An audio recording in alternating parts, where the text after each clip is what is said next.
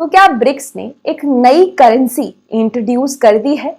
तो इसी पे आज हम चर्चा करने वाले हैं, क्योंकि ये न्यूज़ जो है बहुत गलत तरीके से फैलाई जा रही है और लोगों के दिमाग में बहुत गलत तरीके से जो प्रोसेस भी हो रही है, राइट? कि डॉलर जो है अब यूज नहीं किया जाएगा, डॉलर की वैल्यू जो है और गिर जाएगी, एक नई करेंसी जो है पूरे विश्व के अंदर अब इंट्रोड्यूस की जा रही है। तो क्या ये सभी बातें सही हैं या नहीं, आज इस लेक्चर में हम पढ़ने वाले हैं। आप सभी का बहुत बहुत स्वागत है IAS फाइटर्स क्लब में। मेरा नाम है ऋतु शर्मा। तो चलिए शुरुआत करते हैं ब्रिक्स 2024 समिट से, जो कि होस्ट कर रहे हैं रशिया। और ये आपके फाउंडिंग मेंबर्स हैं। आप जानते हो ब्राजील हो गया है, right? Russia, India, China and South Africa. तो these are all the founding members, ठीक है, जिन्होंने मिलके आपका ब्रिक्स बनाया। तो साउथ अफ्रीका को भी हटा दोगे ना, तो ओरिजिनल मेंबर्स केवल आपके, राइट, ब्रिक हैं, राइट? अब 2024 का जो समिट है वो रशिया होस्ट कर रहा है, और ये कहाँ पे हो रहा है? काजान के अंदर, राइट, रशिया में। और अभी आप न्यूज में देखेंगे भी कि जो मोदी जी हैं उन्होंने रशिया विजिट किया है टू अटेंड दिस समिट। अब बात आती है कि इस साल का समिट जो है वो काफी स्पेशल है। एक तो रशिया जो है इसे होस्ट कर रहा है, और रशिया करंटली यूक्रेन के साथ वॉर में है।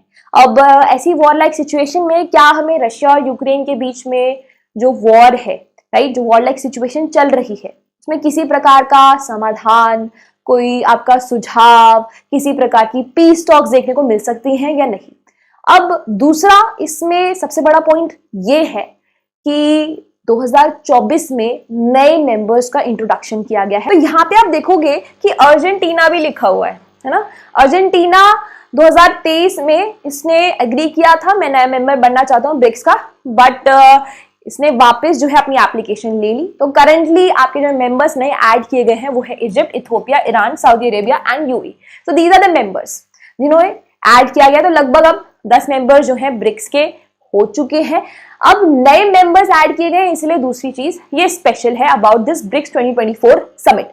अब मैंने इस पे ऑलरेडी एक वीडियो बनाई हुई है कि ये जो नए मेंबर्स ऐड किए गए हैं इससे भारत का क्या बेनिफिट हो सकता है, या पूरे जो ब्रिक्स ऑर्गेनाइजेशन है आखिर इसमें क्यों ये नए मेंबर्स जो है बुलाए गए हैं, राइट? क्या रीजन है, इसमें इंडिया का क्या स्टेप होना चाहिए और इंडिया के क्या क्या बेनिफिट्स हो सकते हैं। तो ब्रिक्स 2024 समिट आप देखिएगा वीडियो जो है। अब ये न्यू करेंसी, क्या न्यू करेंसी जो है आने वाली है या नहीं आने वाली है, जो ये गलत इंफॉर्मेशन फैल रही है उस पर हम बातचीत करते हैं। तो काफी समय से रशिया और चाइना चाहता है कि डी डॉलराइजेशन हो सके।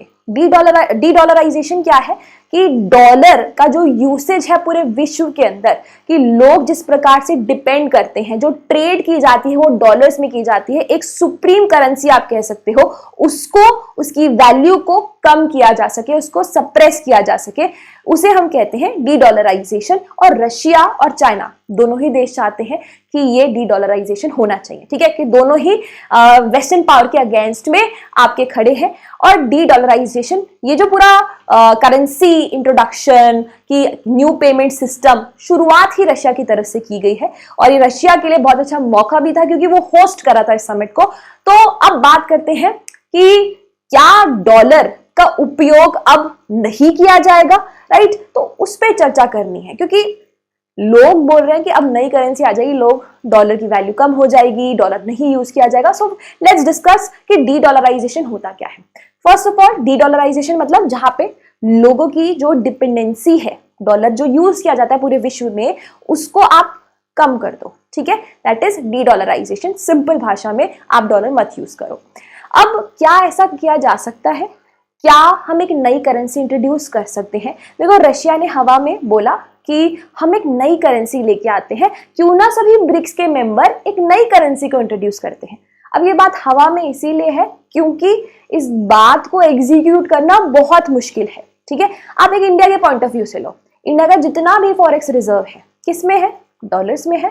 तो क्या एक नई करेंसी को लेके आना, उसी में ट्रेड करना सभी देशों के साथ में, क्या एक फीजिबल ऑप्शन रह पाएगा, राइट?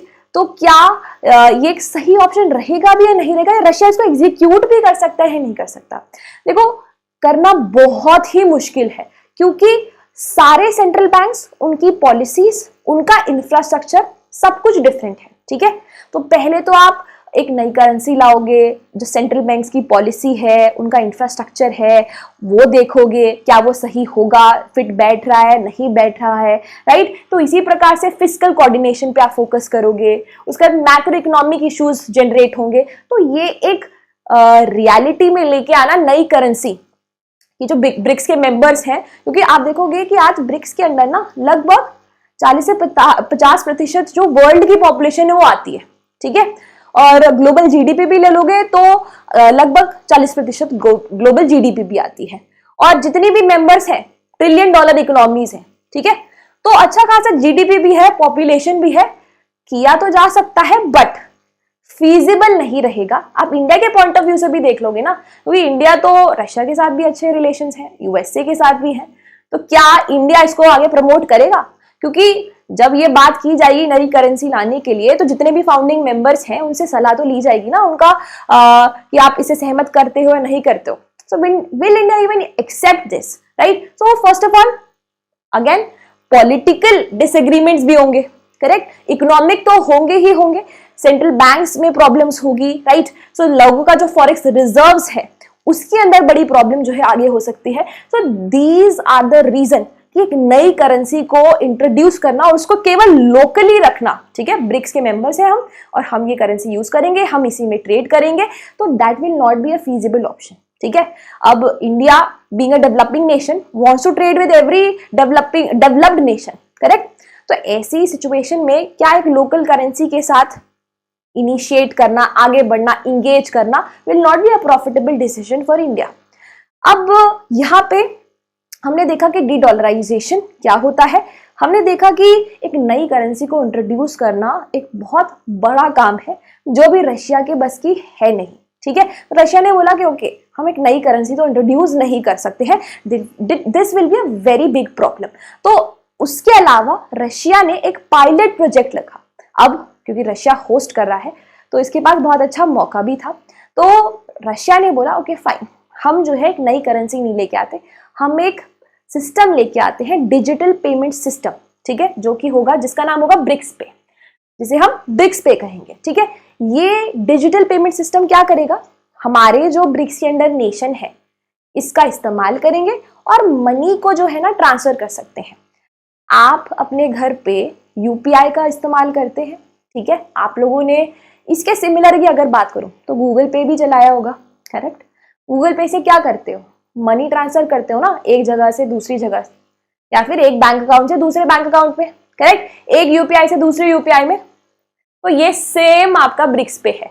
अब आप जो लोकली कर रहे हो, ठीक है, कि आप यहाँ पे मुंबई में बैठे हो, आपको दिल्ली में आपका एक अकाउंट होल्डर है कोई, उसको पैसे ट्रांसफर करने हैं।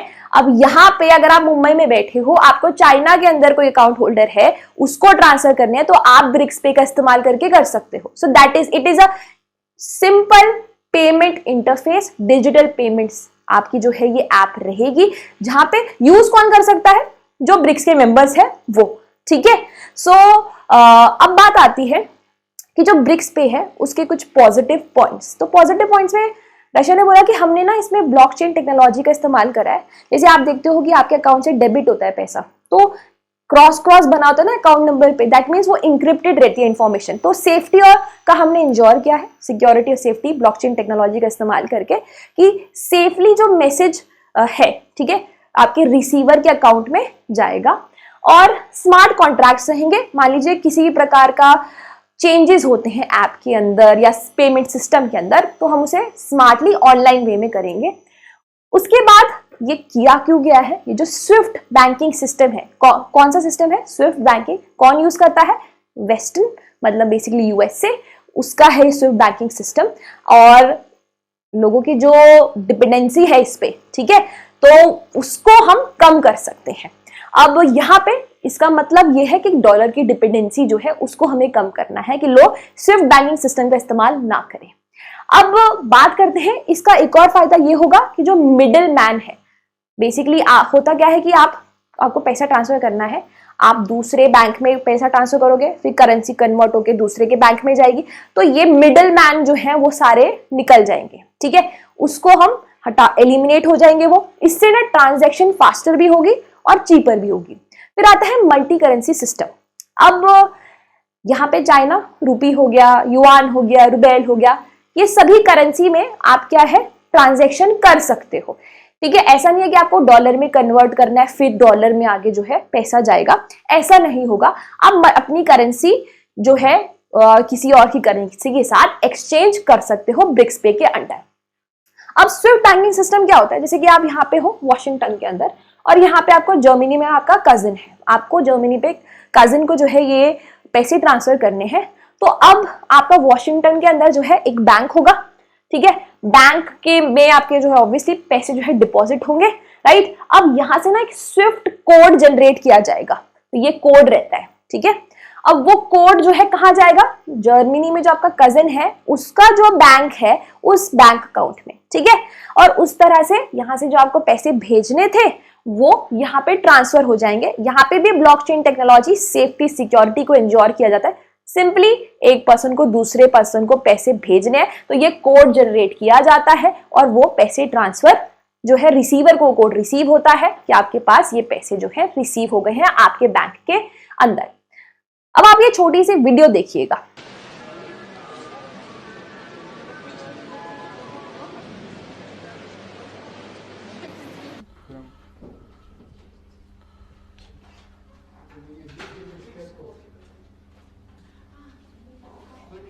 अब आपने इस वीडियो में देखा कि यहाँ पे एक नया इकोनॉमिक एरा आ गया है कि अब जो आप लोकली कर रहे थे, ठीक है, जैसे मुंबई टू दिल्ली मान लो आपने पैसा ट्रांसफर किया, अब यूपीआई का इस्तेमाल तो आप क्या है नेशनली ही कर सकते हो, करेक्ट। तो अब आप मान लीजिए आपका कजन अब जर्मनी चला गया है, तो अगर आपको पैसे ट्रांसफर करने हैं जर्मनी में तो आप किसका इस्तेमाल कर सकते हो, ब्रिक्स पे का। तो एक नया इकोनॉमिक एरा जो है इससे जेनरेट हो जाएगा। अब कैसे काम करने वाला है उस पर बातचीत करें तो यहाँ पे भारत का जैसे यूपीआई, उसके बाद बात करें यहाँ पे MIR, ठीक है, ये है आपका रशिया का पेमेंट सिस्टम। ऐसे ही बात करें चाइना यूनियन पे, ये है चाइना का पेमेंट सिस्टम। तो इन सभी पेमेंट इंटरफेस को ब्रिक्स पे के अंडर लाया जाएगा और फिर इंटीग्रेट करके काम किया जाएगा। ठीक है, अभी साउथ आपका अफ्रीका जो है उसका भी पेमेंट इंटरफेस है बट वो अभी बनानी है। तो फिलहाल के लिए 3 इंटरफेस जो है ब्रिक्स पे के अंडर काम करेंगे। ठीक है, ये मदद करेंगे ट्रांजैक्शन करने में। ठीक है, तो जितने भी पेमेंट इंटरफेस है वो आ जाएंगे ब्रिक्स पे के अंडर और फिर ट्रांजैक्शन जो है हो पाएगी। जैसे मान लीजिए यूपीआई टू यूनियन पे टू MIR, इस प्रकार से आपकी ट्रांजैक्शन जो है संभव हो पाएंगी। इसी प्रकार से जो मल्टी करेंसी का यूसेज है वो भी आपका फुलफिल हो पाएगा। अब बात करते हैं इसमें जो चैलेंजेस हैं। देखो, सबसे पहला है कि टेक्नोलॉजी को इंटीग्रेट करना। यूपीआई जो एक अलग इंटरफेस से बना है, उसका अलग इंफ्रास्ट्रक्चर है, वो भारत के लोगों के लिए बना है। ऐसे ही रशिया की अगर अलग पॉलिसी होंगी, ऐसे ही चाइना का अलग इंफ्रास्ट्रक्चर पॉलिसीज होंगी। उन सभी टेक्नोलॉजीज को साथ में लाना, उसको इंटीग्रेट करना will be a Mahabharat, will be a problem. अब अगेन पॉलिटिकल कोऑर्डिनेशन। अब जिन देशों के पास में ये डिजिटल इंफ्रास्ट्रक्चर नहीं है, पेमेंट इंटरफेस नहीं है, उनका क्या होगा, राइट। तो पॉलिटिकली लोगों को कन्विंस, ये अभी पायलट प्रोजेक्ट है, ठीक है, ये ध्यान रखना। ऐसा नहीं है कि अभी आ गया है मार्केट के अंदर। तो पॉलिटिकल कोऑर्डिनेशन जरूरी है, मतलब सभी देशों की सहमति जरूरी है, तभी आगे बढ़ा जा सकता है। तीसरा, करेंसी आपका जो इतनी वॉलेटाइल हो जाती है टाइम टू टाइम। आप देखोगे जैसे डॉलर की वैल्यू कम होती है, यहाँ पे सीधा इंपैक्ट किस पे पड़ता है, भारत पे। ठीक है, यहाँ से आपके पेट्रोल के प्राइसेस बढ़ जाते हैं, राइट। तो यहाँ पे ये जो करेंसी का नेचर है, राइट, जो वॉलेटाइल होती रहती है, फ्लक्चुएट होती रहती है, उसको कैसे डील किया जाएगा वो देखने की बात है और बहुत बड़ा चैलेंज भी हो सकता है। ठीक है, क्योंकि जब ट्रांजैक्शन हो रही है तो किस बेसिस पे होगी, क्या, और जो करेंसी आपकी ऊपर उठ रही है, कभी नीचे गिर रही है उसकी वैल्यू, तो वो कैसे एडमिनिस्टर किया जाएगा इस ऐप के अंदर, ये चैलेंज है। अगेन वी हैव टू सी इसमें क्या डेवलपमेंट की जाएंगी, कैसे ये जो है आगे इस टेक्नोलॉजी को लेके जाया जाएगा। अब बात करें कि इसका जो ग्लोबल ट्रेड और फाइनेंस पे, ठीक है, कि क्या इम्पैक्ट पड़ेगा। देखो सिंपल, सबसे पहला दैट मीन्स इसके पॉजिटिव पॉइंट्स हम देख रहे हैं कि डॉलर जो यूज करते हैं, डेफिनेटली लोग जो है डॉलर को यूज करना कम करेंगे। ठीक है, क्योंकि जब आप अपना नेशनल करेंसी में, आपकी लोकल करेंसी जो है उसमें आप ट्रेड कर सकते हो, उसमें ट्रांजेक्शन कर सकते हो, कौन मुसीबत उठाएगा डॉलर की। ठीक है, फिर रीजनल ट्रेड, अब उससे जब आप सोचो आपका एक बिजनेस है राइट। जर्मनी के अंदर आप भारत में हो, अब उससे आपको लोकली पैसा ट्रांसफर करना है जर्मनी में, ठीक है, आपका जो कोई छोटा सा बिजनेस चल रहा है, बहुत आसानी होगी। लोकल बिजनेसेस जो है वो आसानी से आप जो है ट्रेड कर सकते हैं। अब सैंक्शन रेजिस्टेंस, सबसे बड़ा इंपॉर्टेंट पॉइंट ये है कि रशिया ने ये जो पूरी संरचना की है ब्रिक्स पे की, क्यों की है? इसीलिए की है क्योंकि वो डॉलर यूज कर नहीं सकता, ठीक है। यूएसए ने सैंक्शंस लगाए हैं रशिया और चाइना दोनों पे कि डॉलर वो यूज नहीं कर पा रहे हैं, ठीक है। अब कैसे ट्रेड की जाए, राइट? अगर हमें ट्रेड करनी है, हमारा तो फॉरेक्स रिजर्व किस में है? डॉलर्स में है, करेक्ट। तो अब ऐसी सिचुएशन में सैंक्शंस जो है, राइट, उनसे बचा जा सकता है इस ऐप का इस्तेमाल करके। इकोनॉमिक सोवरेनिटी होगी, सब लोगों की अपनी अपनी करेंसी होगी, अपना इंटरफेस होगा, तो एक इकोनॉमिक पॉइंट ऑफ व्यू से एक आजादी डेफिनेटली जो है होगी। किसी भी एक बड़ी करेंसी का बर्डन नहीं होगा, आप अपनी जो करेंसी है उसी में ही ट्रेड, उसी में ही क्या है ट्रांजैक्शन कर सकते हैं। आपको कमेंट करके ये बताना है कि ये जो ब्रिक्स पे का पूरा सिस्टम है, क्या आपको ये अच्छा लगा? क्या इसमें पॉजिटिव पॉइंट्स आपको दिख रहे हैं कि आने वाले समय में क्या ये सच में एक नया इकोनॉमिक एरा जो है जनरेट कर सकता है? क्योंकि स्पेशली जिनके शायद भाई बहन या फैमिली मेंबर जो बाहर रहते होंगे, ठीक है, वो ये प्रॉब्लम्स रिलेट कर सकते हैं टू ट्रांसफर, जो मनी ट्रांसफर करने की प्रॉब्लम होती है। तो क्या उसमें कोई हमें एक सुविधा देखने को मिल सकती है आने वाले समय? आप मुझे कमेंट करके जरूर बताइएगा। आपका बहुत बहुत धन्यवाद इस लेक्चर को देखने के लिए। IAS फाइटर्स क्लब में आप सभी का स्वागत है। Don't forget to subscribe guys. एक छोटी सी रिक्वेस्ट है, आप सब्सक्राइब करके जरूर जाइएगा। हम ऐसी और वीडियो जो है बनाते रहेंगे, ऐसी इंटरेस्टिंग वीडियोस। आप जो भी टॉपिक चाहते हैं, आपके जो भी सजेशंस है, कमेंट बॉक्स में हम जरूर बताइएगा। Thank you.